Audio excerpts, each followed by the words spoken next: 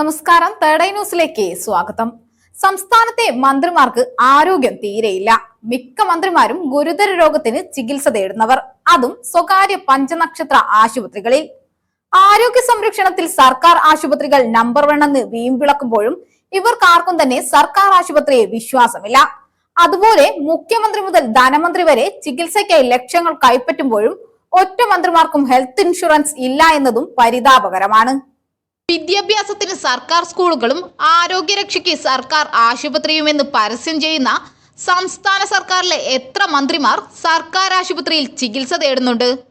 ലക്ഷങ്ങൾ മെഡിക്കൽ റീഇംബേഴ്സ്മെന്റിനായി എഴുതി കൊടുക്കുന്ന മന്ത്രിമാരിൽ ഒരാൾ പോലും സർക്കാർ ആശുപത്രിയിൽ ചികിത്സ തേടിയിട്ടില്ലെന്നാണ് തേർഡ് ഐ ന്യൂസിന് ലഭിച്ച വിവരാവകാശ രേഖയിൽ നിന്നും വ്യക്തമാകുന്നത്. സംസ്ഥാനത്തെ മെഡിക്കൽ കോളേജുകളിലും ജനറൽ ആശുപത്രികളിലും ഏറ്റവും മികച്ച ചികിത്സ സൗജന്യമായി ലഭിക്കുമെന്നിരിക്കെയാണ് മന്ത്രിമാർ ലക്ഷങ്ങൾ ചികിത്സാ ചിലവ് ഇനത്തിൽ എഴുതിയെടുത്തിരിക്കുന്നത്. 10,000 രൂപ മുതൽ രാജ്യത്ത് ഹെൽത്ത് ഇൻഷുറൻസ് പരിരക്ഷയുണ്ട്.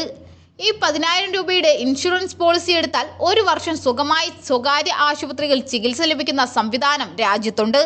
എന്നാൽ ഇത് നിലനിൽക്കെയാണ് മന്ത്രിമാർ യാതൊരു മാനദണ്ഡവുമില്ലാതെ ലക്ഷങ്ങൾ ചികിത്സാ ചിലവായി എഴുതിയെടുക്കുന്നത്.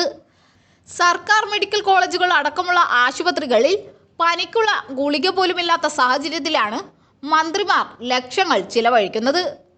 തേർഡ് ഐ ന്യൂസിന് ലഭിച്ച വിവരാവകാശ രേഖ പ്രകാരമാണ് മന്ത്രിമാരുടെ ചികിത്സയുടെ ചിലവ് സംബന്ധിച്ചുള്ള വിവരം പുറത്തു വന്നിരിക്കുന്നത്.